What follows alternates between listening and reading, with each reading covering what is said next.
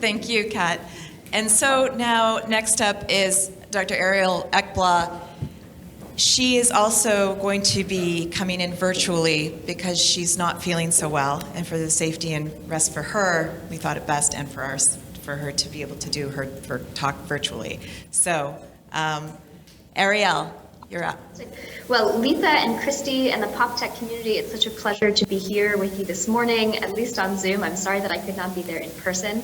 It's also been a delight to hear the conversations and the dialogue between Jason and Kat. And now I will take you to this notion of homes in space.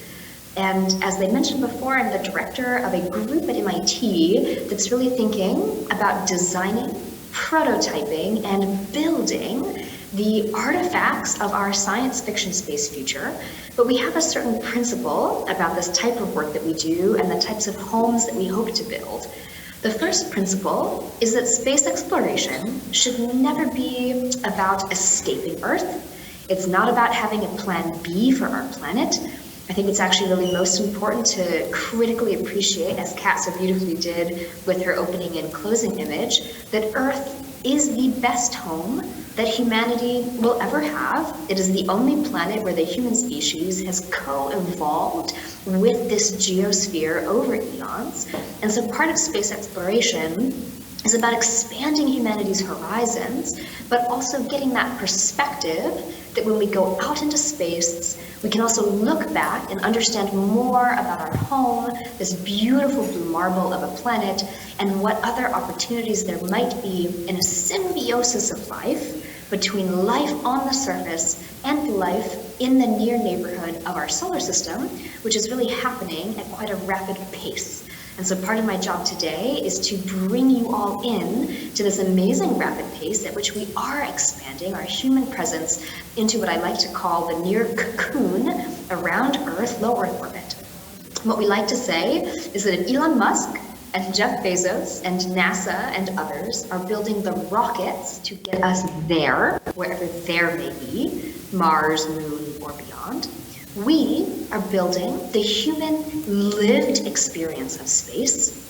We're trying to think about the future of everything from the habitat architecture itself that might actually inspire people for a life in space, all the way down to a musical instrument that can only be played in microgravity, and thus bring an opportunity for a new cultural awareness to space that actually helps us build a life worth living, and a life in space that people can choose between as they perhaps transit between Earth and space, but a life fundamentally where people can see themselves. Now, part of the challenge with this is that for the last 20 years, when we say building homes in space or building spacecraft or space stations, most people think about the International Space Station. It's an amazing feat of engineering. It's been continuously inhabited since the 2000s, early 2000s, and yet it really is, at the end of the day, a science lab in orbit, and not everyone, although I might be intrigued in this myself, not everyone wants to live in a science laboratory. Now, what we're seeing, and that Christy and I had the pleasure to talk a little bit about last spring, is this incredible burgeoning of plans for commercial space stations in low Earth orbit.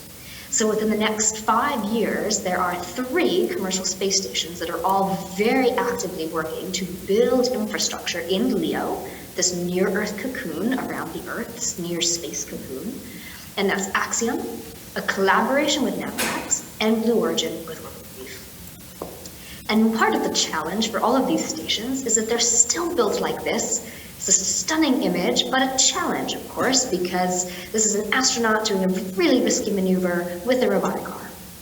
Instead of this way of building infrastructure, which frankly will not scale, we'll never be able to reach that type of large infrastructure in space and homes in space like we dream about in science fiction. We've been thinking instead about a different paradigm for life in space. And so for this paradigm, I founded a new nonprofit that is looking at technologies that would allow us to scale humanity's presence in orbit and work on technologies that also fundamentally come back down to benefit life on Earth. This is Aurelia, very intentionally named. Aurelia is the old English word for chrysalis, Meaning, in our case, in our present moment, we, humanity, are really at the cusp of our own metamorphosis into a spacefaring species. And how do we want to build a sense of home, build our environment, and stay very profoundly connected to Earth all at the same time? To do this, I have been pursuing, through my PhD work that I finished a few years ago, and now through this new organization, a biomimetic point of inspiration for building space architecture.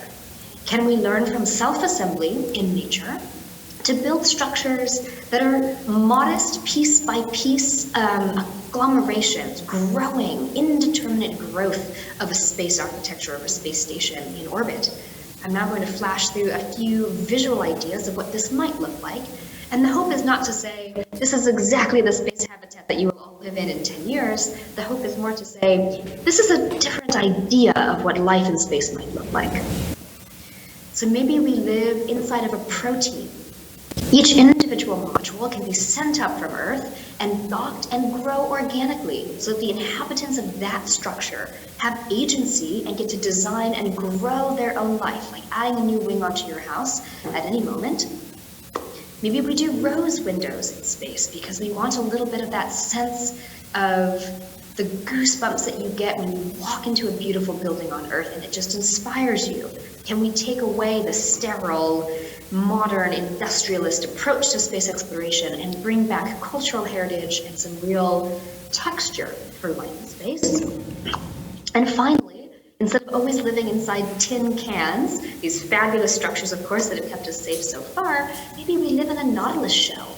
And each ring rotates, because for those of you who have explored life in space or have thought about it or read about it, you'll know that we can't, as humans, live floating in microgravity, as delightful as it is.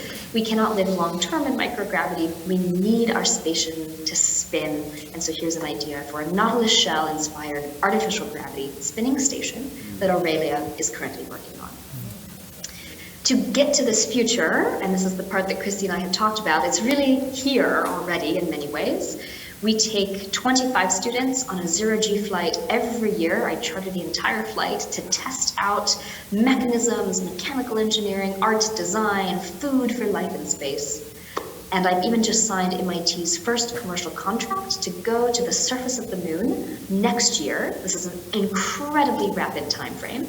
We're taking this rover and a tiny little swarm robot on the top of the rover. Again, this notion of biology coming into play in the future of life in space, which is to say that tiny little robots like the astro ant can live in symbiosis with the spacecraft, inspecting it, diagnosing it, capturing and fixing it, just like an ant would on a peony. And so this entire catalog of ideas for life in space really hits on this notion of what I like to call the anthropocosmos. And I'll end the introduction here by just saying, we know this term, the Anthropocene, this era of human history and the Earth's history, where humanity began to have a very dominant role in the health and well-being and the not so healthy well-being of the planet. As we begin to enter our collective life in space, we also have similar opportunities, but also responsibilities to be good space stewards of the space cosmos. And so that is the mission of Aurelia Institute, is to be building the next generation R&D for space architecture, an education and outreach center where we can bring more of the community, and I really mean a global community, into discussions around life in space and technology benefit for life on Earth, and also thinking about the policy and the principled ethics ideas that we need to be keeping aware of as we go out into the anthropocosmos. Thank you so much. Thank you.